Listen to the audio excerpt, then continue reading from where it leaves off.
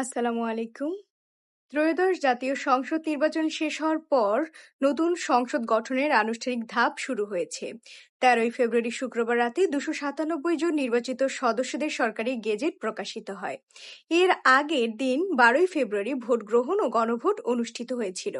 Gazette প্রকাশ ও শপথ আয়োজনকে কেন্দ্র করে রাজনৈতিক অঙ্গনে বাড়ছে তৎপরতা। এমন সময় অনেকের মনেই একটি প্রশ্ন আসে, রাষ্ট্রের কাছ থেকে একজন সংসদ সদস্য ঠিক কি কি সুবিধা পেয়ে থাকেন। বিদ্যমান আইনি কাঠামো অনুসারে একজন এমপি শুধু মাসিক বেতন পান না, এর বাইরে বিভিন্ন ভাতা, সহায়তা এবং আনুষঙ্গিক সুযোগ সুবিধাও রয়েছে। এই বিষয়গুলো নির্ধারিত আছে সংসদ সদস্য পারিশ্রমিক ও ভাতা আদেশ ১৯৭৩ এবং পরবর্তী সংশোধনীর মাধ্যমে। মূল পারিশ্রমিকের কথায় আসি। একজন সংসদের বেতন ৫৫,০০০ টাকা। নির্বাচনী এলাকা তদারকির জন্য দেয়া হয় ১২,৫০০ টাকা। আপ্যায়নের জন্য মাসে ৫,০০০ টাকা বরাদ্দ থাকে। পরিবহন খাতে দেয়া হয় ৭০,০০০ টাকা, যার ভেতরে জ্বালানি, গাড়ির রক্ষণাবেক্ষণ এবং চালকের বেতন ভাতা ধরা থাকে। অফিস পরিচালনার জন্য প্রতি মাসে ১৫,০০০ টাকা দেয়া হয়। পোশাক পরিচ্ছন্নতা বা লন্ড্রির জন্য ১,৫০০ টাকা এবং অন্যান্য খরচ মেটাতে ৬,০০০ টাকা নির্ধারিত থাকে। অর্থাৎ দায়িত্ব পালনের বাস্তব ব্যয় মেটাতে বেতনের বাইরেও আলাদা বরাদ্দ রয়েছে। যানবাহন সুবিধার ক্ষেত্রেও বিশেষ ব্যবস্থা রয়েছে। শুল্ক, ভ্যাট ও কর ছাড়া একটি গাড়ি, জিপ কিংবা মাইক্রোবাস আনার সুযোগ পান সংসদ সদস্যরা। ৫ বছর দায়িত্ব শেষ হলে একই সুবিধা পুনরায় নেওয়া হয়। ভ্রমণের ক্ষেত্রেও ভাতা প্রযোজ্য।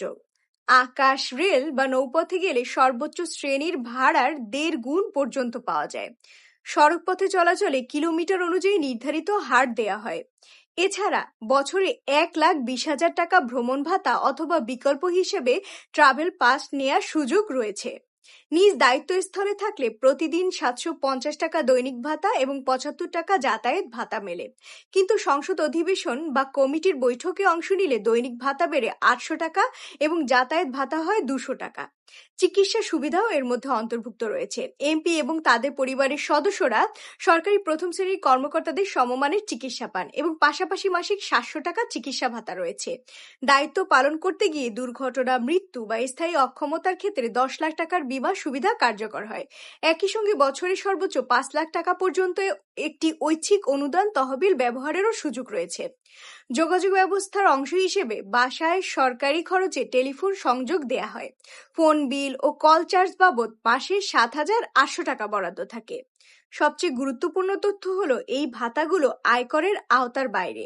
সব দিক মিলিয়ে বোঝা যায় যে বেতনের পাশাপাশি দায়িত্ব যথাযথভাবে পালনের জন্য রাষ্ট্রীয়ভাবে নানা আর্থিক ও প্রাতিষ্ঠানিক সুবিধা একজন সাংসদকে দেয়া হয়ে থাকে।